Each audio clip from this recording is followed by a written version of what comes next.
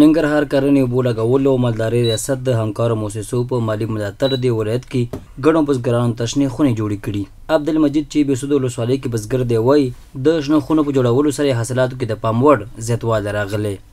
دا شنې خونې سړې خونې موږ ته جوړې کړي، ګرې هاوزونه جوړ کړي چې موږ پکې ترکاري لکه رومي لکه بادرنګ لکه مثال تورۍ کدو دا پکې موږ هر شی کوو. موږ زمیندار خلک یې د هر شي په ترتیب او کرلو پوهېږو. یو بل بزګر حاجي خان بیا وایي د شنو خونو په جوړولو سره یې حاصلات له ګڼو آفتونو او مرضونو خوندي شوي او له مسؤلینو غواړي چې د ولسوالۍ کې لا زیاتې شنې خونې جوړې کړي. ګرین هاوزونه جوړ شوي دي. د ګرین هاوزونو ډېر فایده کړې ده، ځکه ګرین هاوس چې کله کوم منطقه کې جوړېږي دلته یو ګرین هاوس کې 15-20 کسانو ته ګټه او فایده رسیږي. بعضې پکې مزدوري کوي، بعضې پکې دا خو ډېر دا ښه حاصل یې دغه ده.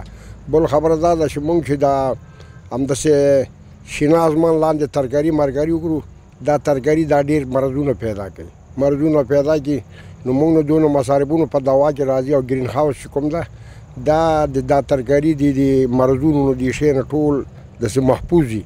په ورته وخت کې د ننګرهار کرنې اوبو لګولو او مالدارۍ ریاست مطبوعاتي مسؤل اجمل سبحاني وایي دې ولایت کې 400 شنې خونې جوړې شوي او راتلونکي کې به نور مستحقو بزګرانو ته هم شنې خونې جوړې شي. په ننګرهار کې 400 شنې خونې جوړې کړي دي د مختلفو مؤسساتو په همکارۍ باندې.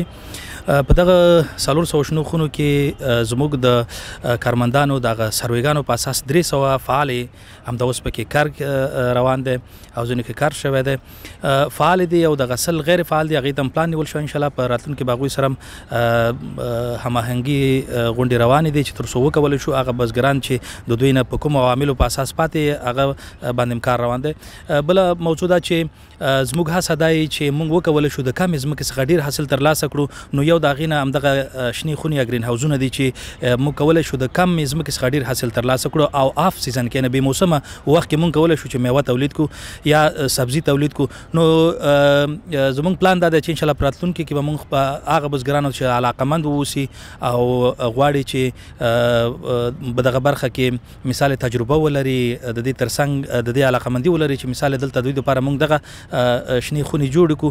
ننګرهار کې بزګران دغه راز د شنو خونو جوړولو ترڅنګ له مسؤلینو غواړي چې د حاصلاتو د ساتنې په موخه دې ورته سړې خونې هم جوړې شي تر څو د حاصلاتو د خرابېدو مخنیوی وشي.